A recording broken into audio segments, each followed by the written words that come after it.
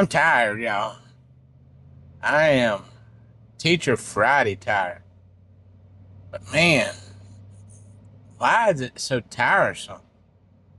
Let's talk about being tired, and in this day and age, should we be? Driving with Mr. Grizzly. Funny real talk. Let's drive. Howdy, y'all. Welcome to Driving with Mr. Grizzly. That's me. I am Mr. Grizzly, everyone's favorite middle school math teacher. Before we get started, if you could please subscribe to my channel. I'm trying to build up some followers or channelers or whatever you want to call them. And I'm trying to get up to 1,000. And, like I said, obviously I want more than 1,000, but, we're going to take it baby steps at a time. If you could, subscribe to my channel, share this to anybody you think it might like it. So we can start building up, because I'm still new here, and it would be much appreciated. Much love. So, I think I don't know what episode it was, but I talked about always being in a hurry, that we as people, we are always in a hurry, no matter what. And I posed the question, why are we always in a hurry? And we're wearing ourselves down, by constantly being in a hurry. Well, today I want to pose, why do we stay so tired when we live in an age of technology that's supposed to make things easier for us? For example, we got AI, right? Let's just jump into it. AI is supposed to make things much easier for us. It's supposed to make looking stuff up, research, and all of that. However, it was just yesterday, I think it was, when I heard that they did a study and AI is actually diminishing our capacity to fully think things through, to have cognitive thought. And I'm going to be honest with you, my students, if they can use AI, they will try their best. In fact, it has now become a little bit difficult to do online testing. And I know some of y'all think, well, go back to paper and pencil. Don't worry. I am for some things. But sometimes the online testing aspect is a little bit easier and better. See, it's that easier and better, that technology. Because it can record their answers and it can chart it out and it can put it into a graph and we can just do all that. Whereas if we do paper and pencil, then we have to physically and manually put the information in. Now, I'm all for that if I have to do that. I am. But I'm just saying that gets tiresome to have to do that. And the way that students have learned to work around this system, because I told you, they found, that's a new thing, because I don't know how long Google has had this, but it's this Google Lens. And all they have to do is press like 3 buttons at the same time. It highlights the question, and then in the bottom right, it pops up the answer. Now, it does explain how it's getting that answer, but let's be honest, these students aren't going to read how to get that answer. They're going to see the answer, and they're going to be like, oh, okay. And it's getting them to a point where they cannot think things through. It's already a struggle as it is to get them to do the work and to think it through, like fractions and equations and inequalities and all that stuff. It's already hard enough to get them to do it. But now they've got this technology that makes it where they don't even have to think about it. So because of this, on some things, I do go back to paper and pencil. Now, I'm not one of these full technology teachers. I'm not. I use it sometimes for bell ringers, like a little quick assessment. I use it for maybe an assignment, a digital assignment that I feel like would be better on that. And there's certain assignments that you can get around that Google Lens because it'll mess up Google. It won't mess it up, but it makes it won't work well. So, you know, but there's technology. Yeah, it might be making it easier for them, but it's making it more tiresome for us teachers. Now, what else can we say?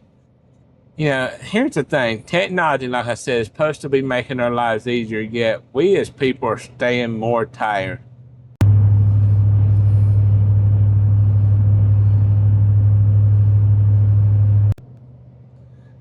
Ooh, welcome back. So yeah, also, talk about how we've just increased the technology. So we got smart homes, smart this, smart that. Technology, smartwatch. Well, yeah, I watch it, but I was thinking more smartphone. When we were young, in the 80s and 90s, some of the 2000s, we had landlines, so we wasn't tied to a phone. Now, unless you were a talker, then you had that phone wrapped around you all around the house. But the point is now because of technology, we've got this device that's basically a mini computer, and it's always tied to us. And for some people, that makes it hard for them to put it down because they get addicted to that because they've always got to be watching videos on it,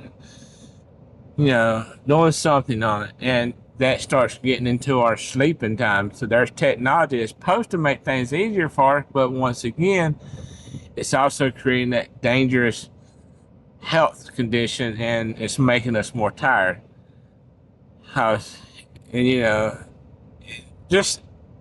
those of you that are Generation X like me, you grew up and saw the changes that happened. When I was young, obviously I didn't have a care in the world. I was young, but it didn't feel as stressing as it did now. Maybe it's because I'm an adult. I pay bills. I take care of my children. But where's that technology that's supposed to make things easier? Yeah, smart homes. Okay, that makes it a little easier sometimes. You can go into your house and it automatically turn the lights on for you. And you got Alexa. You can say, Alexa, do this, do that, whatever. But at the same time, that can be stressful because what about when the internet goes out? Okay, then you don't have access to that. Like I said, with smartphones and tablets and smartwatches, it's supposed to make things easier. Maybe for a little bit it does, but it's also more stressful and tiresome because it's tied to us now. And maybe this is just the rantings of an old man who kind of misses the older ways. But at the same time, I do like the new stuff, newer ways. And I see my students and they're raised in this technology and they're exhausted because they're up all night on their phones, on their games. And, game consoles. When I was young, it was Atari, and then eventually Nintendo came along. It was fun to play that. But now these kids got games galore to choose from, mobile games, console games. Like Nintendo, PlayStation, Xbox, Steam, and tablet games and stuff like that. And while that technology is making it easier because it is a way to release that frustration, at the same time, these kids are just constantly on it. Just like I said, we have Chromebooks. Well, there's times I'm having to take Chromebooks away from students because they're playing games on it while we're trying to do a lesson. See, that gets tiresome, that drains and stuff like that. And you could make the argument, well, the parents need to be controlling that, and I agree with you, but let's just be honest. That's not always the case. Sometimes parents, they use either us teachers or technology as babysitters. So I don't want things to be so easy for us that it becomes like Wally, where we're all on these floating chairs and we do absolutely nothing. We get real fat from it. I don't want that, even though I know some people that do. I've had students that say they want that. But it's got to be that balance. Got to be that balance somewhere. We've got to figure that balance out. So, I don't know. It'll be interesting to see how things go, especially in today's climate and just the way things are right now. It'll be interesting to see how technology progresses and where we go from there, especially with AI and with robotics. It's like you got that robot, Sophie, I think, who has legal citizenship in Saudi Arabia or somewhere. And she seems like she's kind of self-aware and conscious, which I find cool and interesting. But at the same time, have we not seen Terminator? I mean, come on. Ugh. Well, I'm about to pull into my driveway. I hope you've enjoyed the ride. And if you have enjoyed the ride, like I said, please subscribe, like this video, click that bell icon. That way when I release a video, you get notified, which is every Tuesday at 5. Just share this with your friends. I mean, it'd be so much appreciated. All right, well, from your favorite middle school math teacher, that's me.